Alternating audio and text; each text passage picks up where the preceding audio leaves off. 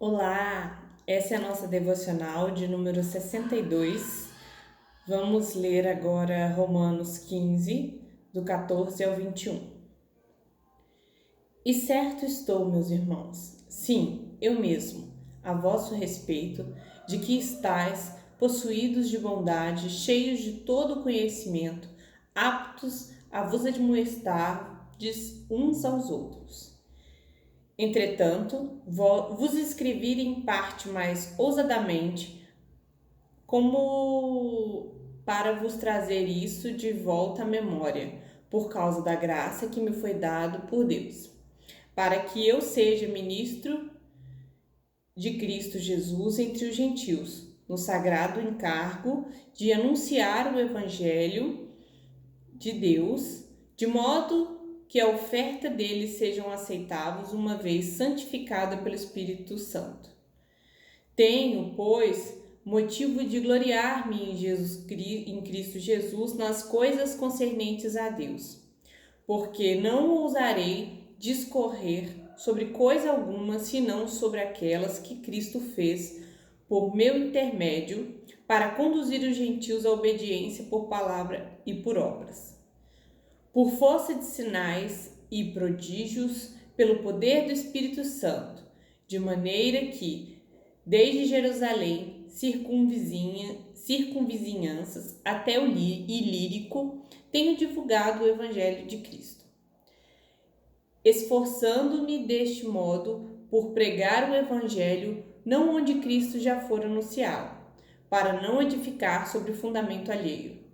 Antes, como está escrito, hão de vê-lo aqueles que não tiveram notícia dele, e compreendê-lo os que nada tinham ouvido a seu respeito. Portanto, nós lemos Romanos 15, do 14 até o 21. Como introdução, né, depois de Paulo ter ali no decorrer dos capítulos aí explicado o evangelho à igreja de Roma, ele fala a respeito do seu chamado ministério e seu desejo de anunciar esse evangelho onde ainda a palavra de Deus não tinha sido alcançada, né? Não tinha chegado.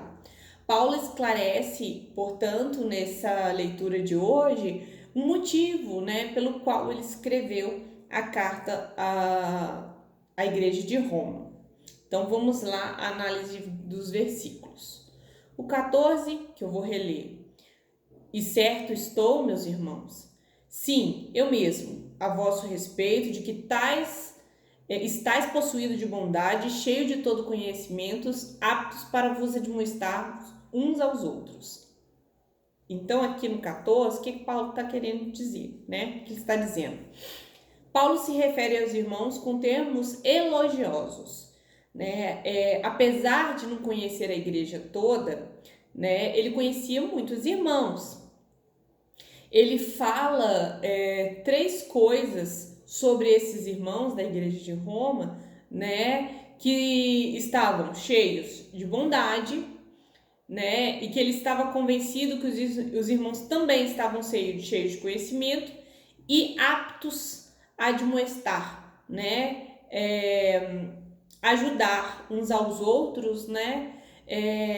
A pensar de uma maneira correta.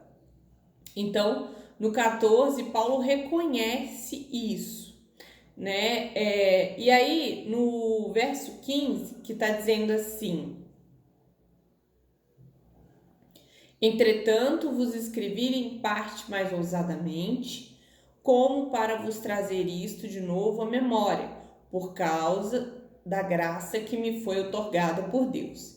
Paulo está reconhecendo que essa não é uma igreja noviça, né?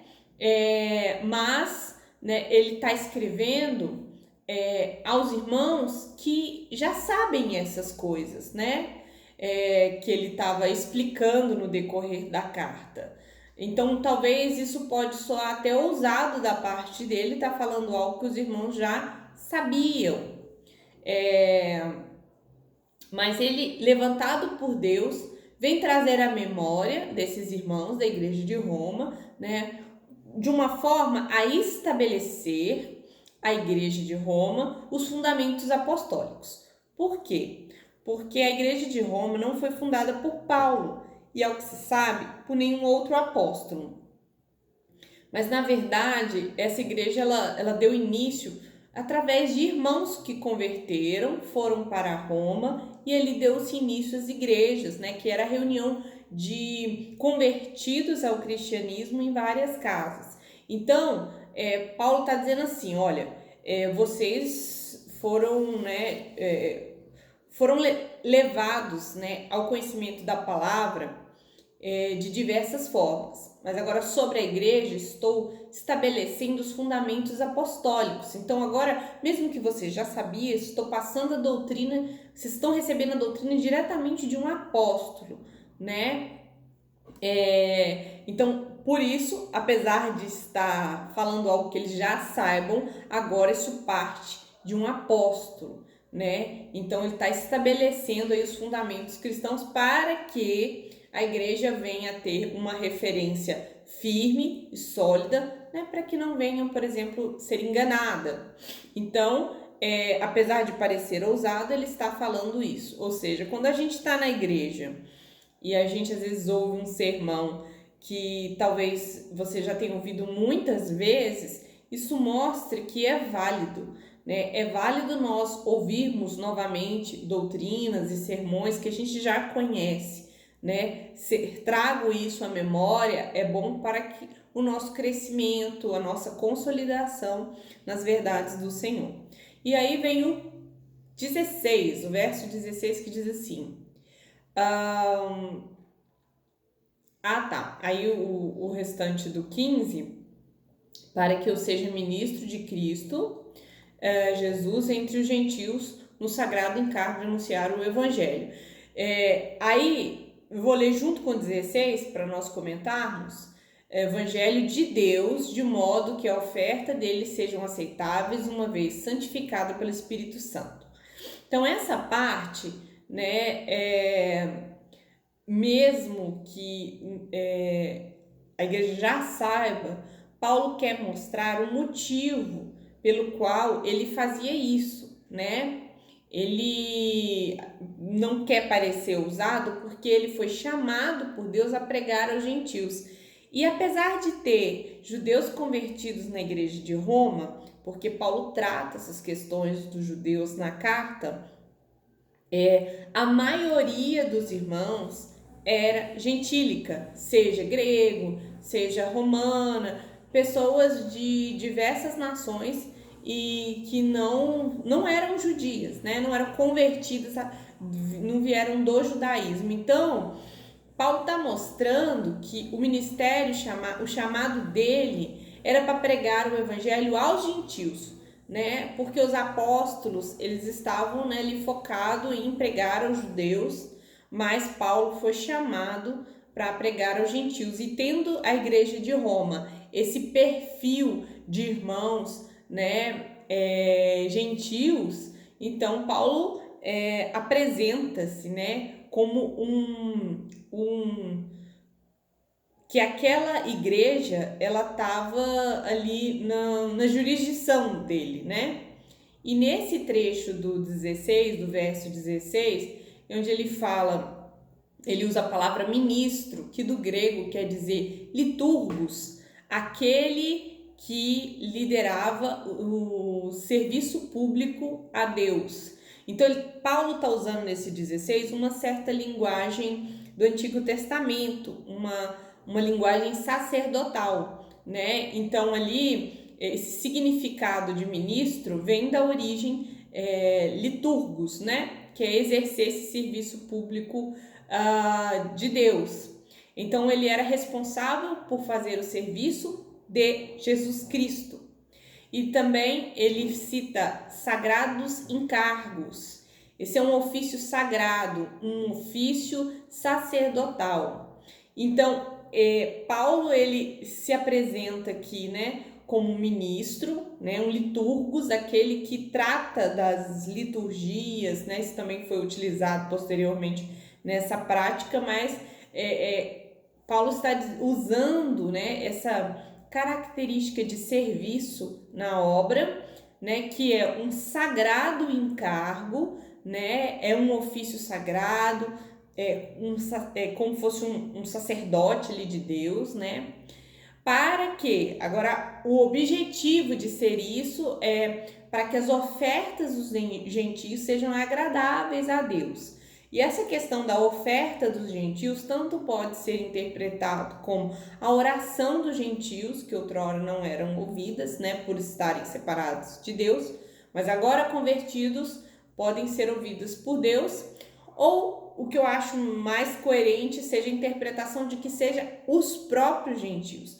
Paulo estava apresentando a vida dos gentios ali a Deus, porque eles ingressaram, né, no povo de Deus, né? Na carta ele tratou sobre os gentios sendo enxertados à videira, né? Então, assim, ele se apresenta como esse servo, né, público, né, um ofício sagrado para apresentar ali, para que sejam aceitas as ofertas dos gentios a Deus. Então, as coisas do Antigo Testamento já foram passadas e agora é estabelecido o Evangelho, no qual Paulo é ministro, né, sacerdote desse serviço de levar o Evangelho e levar a Deus a vida desses gentios convertidos. Bom, no verso 17, nós temos aqui: tenho, pois, motivo de glória em Cristo Jesus nas coisas concernentes a Deus. Quando Paulo usa esse termo motivo de glória ou glorio-me, né, não é uma glória em si mesmo, né? A vanglória nas escrituras, ela é condenada, mas aqui Paulo não está se gloriando em si, mas em Cristo. Então ele usa esse termo com bastante cautela, né? Paulo se gloria em Deus pelo serviço sacerdotal que ele havia feito em Deus. A glória está em olhar o que Deus fez através da vida dele, né? na vida de Paulo. Relatar os feitos de maneira a destacar positivamente. Então, assim, Paulo está apresentando os feitos de Deus através de sua vida, então, portanto, ele se gloria no que Deus fez, né? E então é por isso que ele usa esse termo: tenho, pois, motivo de gloriar-me em Cristo Jesus nas coisas concernentes a Deus. Então, ele está apresentando ali um trabalho, né, onde Deus é glorificado, é apresentado de maneira majestosa através do seu trabalho. No 18, porque não ousarei discorrer sobre coisa alguma, senão sobre aquelas que Cristo fez por meu intermédio, para conduzir os gentios à obediência por palavra e por obras. Bom, a condução à obediência, né? Se eu me gloriar, só farei isso naquilo que Deus fez, diz Paulo, né, nesse texto. Então, o que Deus fez através de Paulo? Nesse caso, a condução dos gentios à obediência. E podemos considerar obediência o mesmo que fé, porque talvez levante alguns questionamentos, né? Então, os gentios foram a Deus por meio da obediência, então significa que foi por obras. Não, essa obediência referida por Paulo é o mesmo que ter fé em Cristo, como Filho de Deus que perdoa os pecados. Então, ser crente é o mesmo que ser obediente. Então, a palavra, né, daquele que obedece expressa o Deus que o levou a essa obediência. Em sentido prático, Deus fez coisas através de Paulo, pela palavra de Paulo, que é o Evangelho, né, na pregação, né, da palavra, na explicação da palavra do Evangelho e nas obras, que é as atitudes de Paulo, o testemunho de Paulo, né, a conduta de vida dele diante dessas pessoas que vieram por meio do evangelho. Então, todas as atitudes, todas as palavras corroboravam para a pregação do evangelho, né? Havia uma coerência ali. Então, Paulo está falando do que Deus fez através da vida dele, que foi pregar, que foi através das palavras, né? Apresentar o evangelho, explicar o evangelho aos gentios e também o seu testemunho, suas atitudes, né? Foi algo que serviu de pregação para os gentios que haviam convertido ou ouvido o evangelho.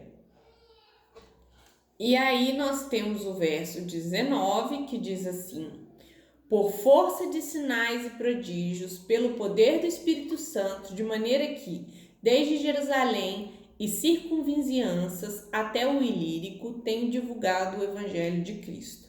Bom, Paulo também fala que além das palavras, das obras, né, ou seja, as suas atitudes, a explicação do evangelho, a exposição do evangelho, sinais também, né? Então, ele apresenta os sinais também como uma evidência do que Deus fez através do seu ministério, através da sua vida, né? Então, ele expõe, né? Ele expõe Cristo, através de Paulo, usou sinais e prodígios para comprovar que ele era usado por Deus. Pode ser interpretado como Deus, através de Paulo, atuava no coração e na mente das pessoas quando elas ouviam a palavra de Deus e viam suas ações de integridade e os sinais e prodígios. O objetivo dos sinais e prodígios era realizados por Deus através da vida de Paulo, o que testificava o seu chamado apostólico. Então, assim, os sinais, os prodígios realizados por Paulo, relatado em cartas, relatados também no livro de Atos dos Apóstolos, vai mostrar que esse era um meio de Deus testificar aquele chamado dele como apóstolo, né, para lançar ali os fundamentos da igreja. Então, esse era o objetivo dos prodígios e sinais que Paulo realizava. E essas coisas que Paulo realizava, né, que Deus fazia através da vida de Paulo, não é algo que a gente vê hoje, homens com o poder dos apóstolos, né? Porque o chamado apostolado foi para os 12, né? Os 11 mais Paulo, né, também. E o que acontece é que o objetivo do apostolado ali era lançar os fundamentos. E o objetivo da igreja, né, é consolidar, erguer, né, algo sobre esses fundamentos, né, que é o que a igreja tem feito. Então, Paulo fala desse chamado especial de apóstolos e que os prodígios e sinais eram uma evidência disso. Hoje, se a gente quer ver um milagre, a gente quer ver uma pessoa sendo curada, a gente ora a Deus, né, e Deus fará conforme a vontade dele, né, mas nós não temos uma pessoa com poderes, né, como eram os apóstolos ali, com poderes, e onde eles falavam, as coisas aconteciam, porque Deus tinha um chamado especial na vida deles. Então, nós chegamos aqui ao verso 20, o qual está dizendo assim: esforçando-me deste modo por pregar o evangelho, não onde Cristo já for anunciado, para não edificar sobre fundamento alheio. Então, o que está dizendo aqui? Que não é porque Paulo ele era orgulhoso para não pregar onde alguém já tinha pregado, mas na verdade ele era focado em pregar o evangelho em regiões nas quais os outros apóstolos não tinham ido, né? Então ele apresenta ali uma vasta região por onde ele passou, né, como apóstolo, e aí ele foi chamado, né, para pregar às nações que não eram judeus, né, aos gentios, né, e assim não edificar em lugar, né, não ir realizar a exposição do evangelho, a pregação do evangelho local aonde os outros apóstolos já tinham ido, mas em outro lugar, porque Deus chamou especialmente para isso. Então ele fala nesse verso 20 do foco do seu chamado apostolado a pregar o evangelho às nações gentílicas. E por fim, o 21, que vai dizer: antes, como está escrito, hão de vê-los aquele que não tiveram notícias dele, e compreendê-los os que nada tinham ouvido a seu respeito. Mais uma vez, Paulo, ele traz uma argumentação aqui, ele está dizendo na carta quais as intenções dele, o chamado dele, o evangelho que ele prega, como Deus usou ele, né? E aí, ele sempre se baseando, né? É a minha estratégia, portanto, ali no 20, 19 e 20, está dizendo é pregar onde o evangelho não chegou, onde outro apóstolo não passou. Então, esse é o objetivo, ele está focado, essa é a estratégia dele. E aí ele cita Isaías, né, 52, 15, que vai dizer o seguinte, Isaías 52, 15. Assim causará admiração às nações, e os reis fecharão a sua boca por causa dele, porque aquilo que não lhes foi anunciado verão, e aquilo que não ouviram entenderão. Então, relendo aqui o verso 21, antes, como está escrito, hão de vê-lo aqueles que não tiveram notícia dele, e compreenderão os que nada tinham ouvido a respeito dele. Então fala de ouvir e de compreender, né? As nações vão ouvir e vão compreender o evangelho. Então Paulo está dizendo que esta é a sua base bíblica para a sua estratégia, né, de levar o evangelho às outras nações. Pois bem, então o que a gente tira de aplicação? Os apóstolos foram levados a estabelecer, né, os fundamentos da igreja, portanto não existe mais apóstolos, apesar de a gente ver igrejas que têm o título de apóstolo, né, a gente não tem base bíblica para continuar tendo, porque o papel dos apóstolos já foram cumpridos, que é lançar os fundamentos para a igreja. E em nossos dias, né, na verdade nós temos aí aqueles que constroem sobre esses fundamentos da igreja, que são os evangelistas, os pastores e os mestres. Outra coisa também que aprendemos é que a igreja de Roma foi levada, ela foi erguida por irmãos convertidos, que começaram a trabalhar, então ela se deu sem que nenhum dos apóstolos iniciasse ela, mas foi necessário que Paulo fosse lá estabelecer os fundamentos, né? E agora sim, com os fundamentos, né, os alicerces podem ser construídos. Quer dizer o seguinte, que às vezes a gente acha que para uma igreja começar tem que ter um pastor, tem que ter ali uma pessoa oficial. E não, muitas igrejas começaram com reuniões nos lares, pessoas que abriram suas portas, e ali começou uma congregação, ali começou uma missão, né? Uma igreja menor, ligada a uma igreja maior, enfim. Foram irmãos comuns, né? Como eu e você, que abriram as portas para que a igreja pudesse estar em locais onde não tinham sido estabelecidos ainda. Mas o que é importante? Que nós entendemos que nós fazemos parte desse processo de alcance do reino de Deus, todavia é pautada nos alicerces, né, os fundamentos lançados pelos apóstolos, que para nós é o quê? É a palavra de Deus. Então, Paulo também deixa claro, né, que Deus resiste, né, aos soberbos, mas dá as suas bênçãos aos humildes quando ele reconhece isso na vida dos irmãos, né? E que ele não quer mostrar que é melhor do que outro apóstolo, ele quer ir aonde o evangelho ainda não chegou. Então isso é uma lição importante. E também que nós devemos servir a Deus em nossas profissões, atividades diárias, oferecer a Deus tudo que nós fazemos. Então, assim, se você não é um apóstolo, você não é, aliás, né, apóstolo nem tem, mas se você não é um pastor, não é evangelista, você talvez nem tenha um cargo de liderança na sua igreja, você tem que entender que você tem um chamado a servir ao reino de Deus, cuidando da sua família, cuidando da sua casa, na sua profissão, né, no seu trabalho.